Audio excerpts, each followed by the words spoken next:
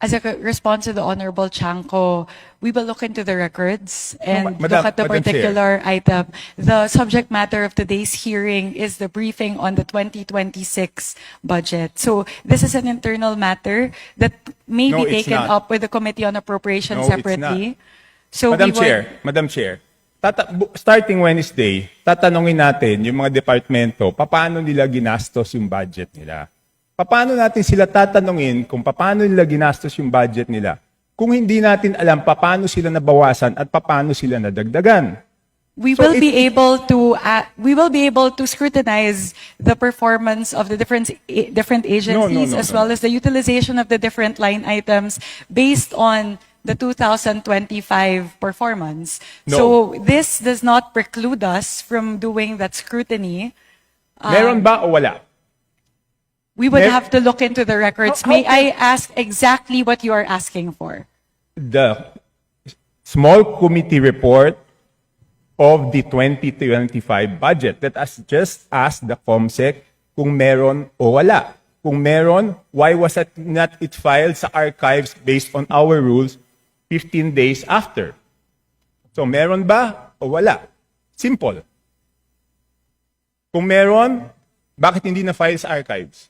Kung wala, I will let you proceed, Madam Chair. I will not hold this budget hostage. Gusto ko lang malaman, meron o wala? The HGAB itself, the output of the small committee is already embedded into the HGAB itself. So that's the report. That's the output of the small It's committee. not the report, Madam Chair. Based on our rules, each committee must come out with a report. No committee is exempted from coming out with a committee report.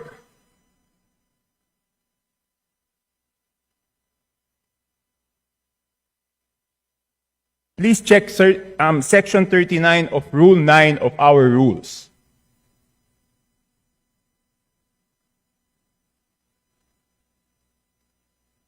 Kasi di ba kung meron, ang dali-dali naman, di ba kawala?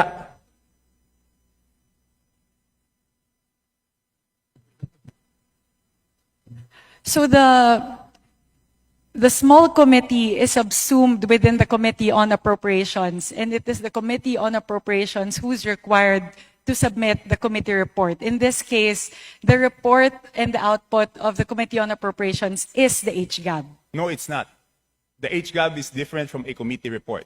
Just like any other bill, the bill is different from the committee report. There must be a committee report included to the bill. It is not one and the same.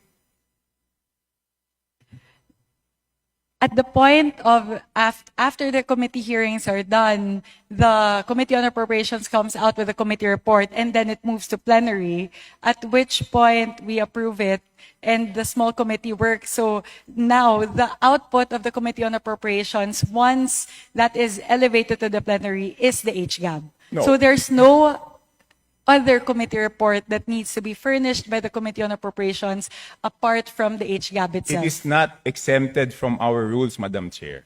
Maliwanag, Section 39. Gusto niyo basahin niyo? Okay, I will ask the committee secretariat, how many meetings were held?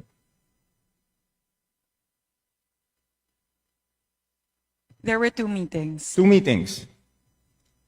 Did you follow, nasaan yung minutes ng meetings?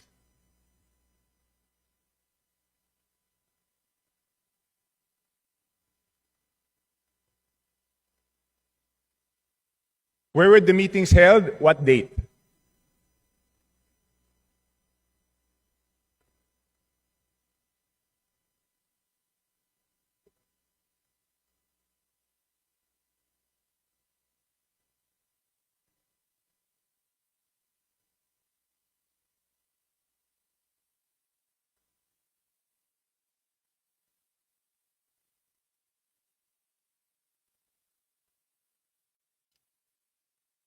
Madam Chair, I can read Section 39 of our rules to make it clear that the committee report is different from the HGAB, but I don't want it to take up my time.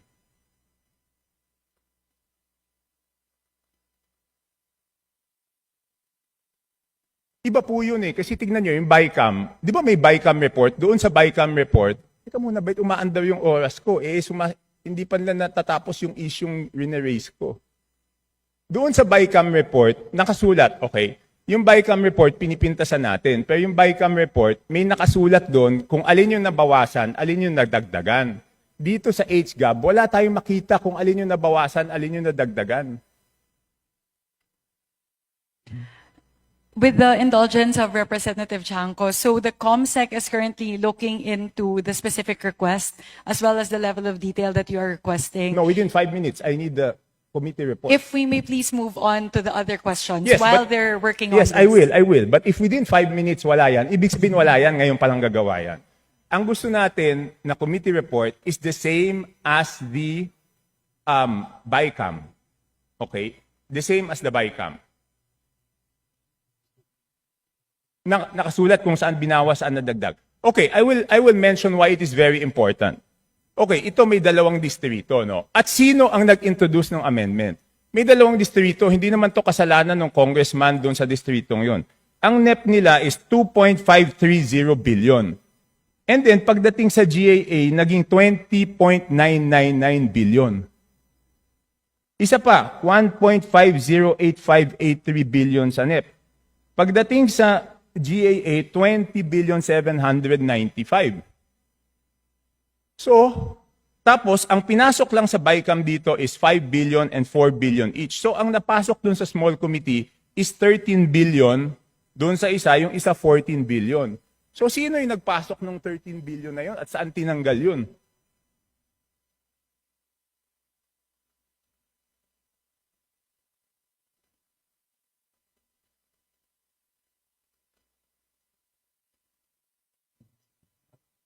So, again, the small committee is subsumed within the Committee on Appropriations, and it is not required to render a No, separate no. committee report. The rule that you are citing, Honorable Chanco, pertain to standing committees.